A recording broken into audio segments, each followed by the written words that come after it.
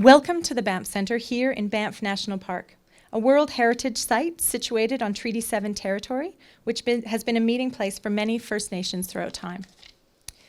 We are the largest arts and creativity incubator on the planet, and each year thousands of artists, leaders, and researchers from around the world come here to participate at programs at the Banff Center.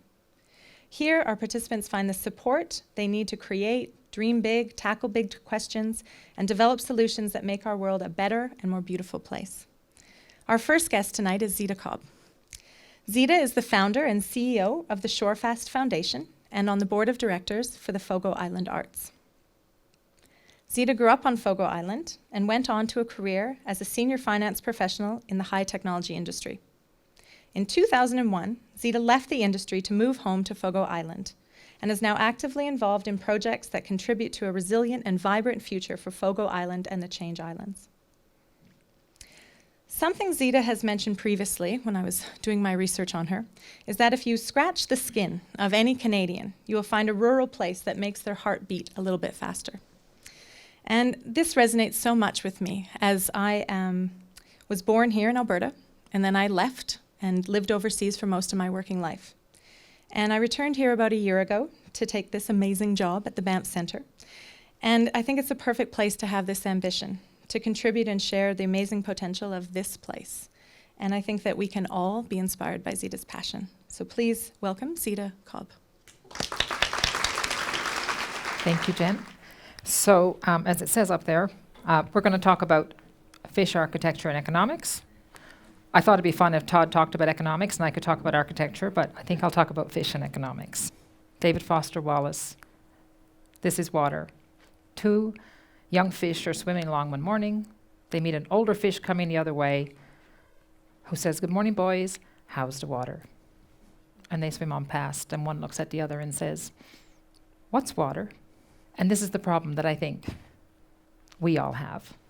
We have at least been behaving in a way, at least in the last 100 years, that we can't see the water in front of us. We can't see the sacred. And that's we know this is a problem when central bankers start talking about it, because, central bankers try not to be alarmist. And so when you get a central banker, and our very own Mark Carney, after he moved to England, at a conference called Inclusive Capitalism, now there's an idea, said these two things. He said many things, a great speech. It is necessary to rebuild social capital to make markets work. High time we got started. A sense of self must be accompanied by a sense of the systemic. Not what we've been doing, however. I should say all the images in my presentation are from Fogo Island, unless I say otherwise. So, we're going to talk about Fogo Island. These are lovely lichens. Every time I say community, well, I'd love it if you think about Fogo Island, but it might be more useful to you if you think about a community that means something to you. And if you don't have a community that means something to you, then you should find one, and find one soon. Because if you don't, your behavior is probably not all that responsible, whatever it is you do for a living. This anthem or requiem actually comes from a Chicago-based artist named Theaster Gates, who had a brilliant show at Documenta, where this idea of an anthem or requiem, both are very powerful pieces of music. One is a song for the dead, and the other is a celebration of life. And I think it's too soon to tell for the idea of human community, whether it's an anthem or a requiem. I think that's what we all need to work on a little bit harder. And so, of course, community starts with place. And the place I'm going to talk about is up there off the northeast coast of Newfoundland, 49 degrees, 44 minutes north.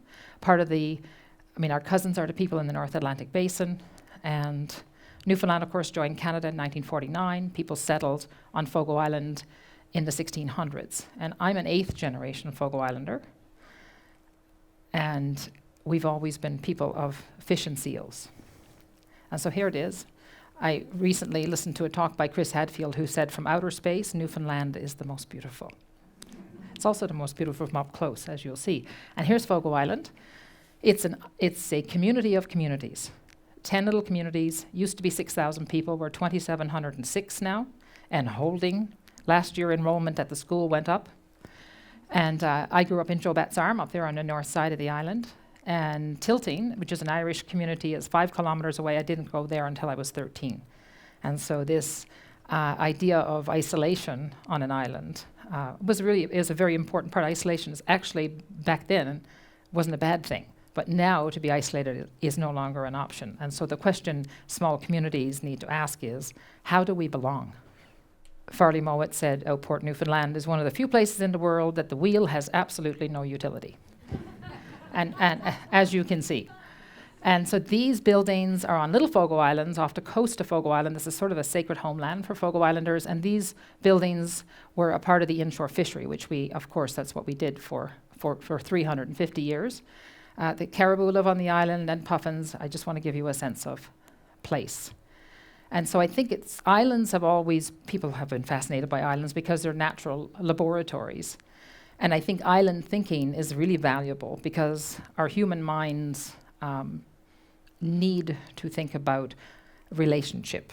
And if you live on an island, you tend to think about your relationship as islanders to the world. How do you belong to the world? Does the ferry run 5 times a day, or does it only run once, or didn't run at all when I was growing up?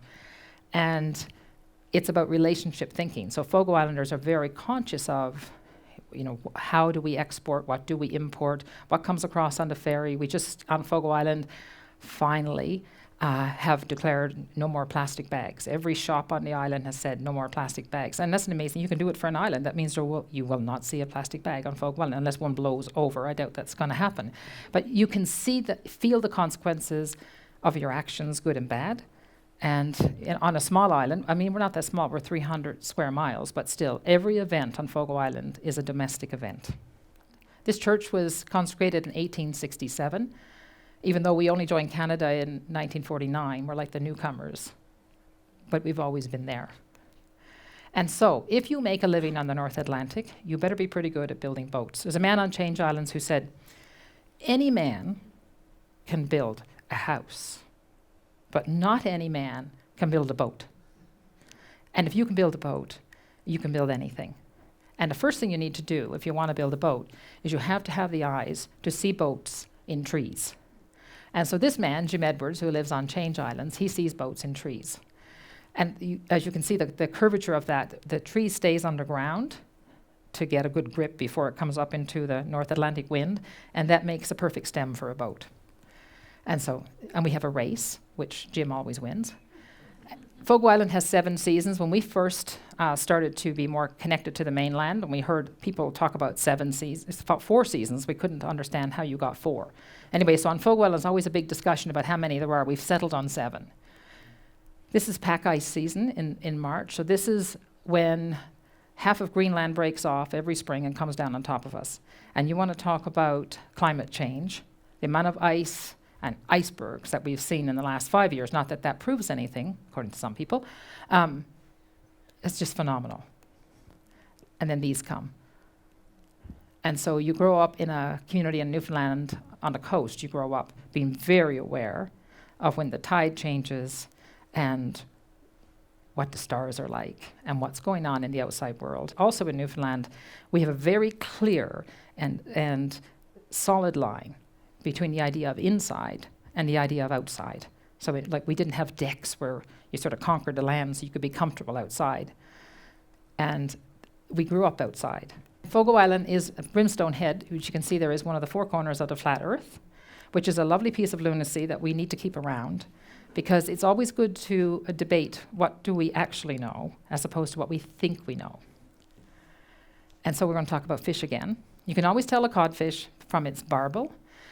We were salt cod people, meaning that we would split the fish, take out the guts, cut off the head. I know it sounds really gruesome, but it was a beautiful thing. Salt the fish and dry it and sell it in the fall to a merchant. When John Cabot found Newfoundland, he was looking for India, and he found fish. And he wrote a letter back to the King of England that said, "Sire, the fish are so plenty, they stay the progress of my ship." And so began, that was 1497, and so began 200 years of ships coming back and forth across the Atlantic to fish and go back. And so that's who Newfoundlanders are. And we fished like this for 350 years. So I remember this. I'm 56 years old. My father fished like this, little boats that never went more than about 5 miles offshore, using gear that they made themselves, and we lived in houses we made ourselves. It was a handmade culture. And this was perfectly sustainable, wasn't comfortable, wasn't good to have a toothache, perfectly sustainable. And we didn't actually have a sense of wanting, and we didn't have money until I was 10. This building is one of the workhorses called a stage. A stage belongs neither to the land nor the sea. Its sort of bum is on the land and its feet are in the sea. This one's missing its feet. This building, we think, is around 250 years old. And so when we started our projects on the island and we were looking for who's going to work with us as an architect, it was a fairly simple decision to invite Todd to come because, well, lots of reasons, but he's a Newfoundlander, he's a gifted architect, and we felt that he would feel the same burden that we feel to place. And so when he asked for a design brief, well, we didn't know what that was. And so we basically said, well, this is for the place and the culture. And you need to figure out how to express in contemporary architecture what we have learned in 400 years of clinging to this lovely rock. And so Todd spent a lot of time with that particular stage.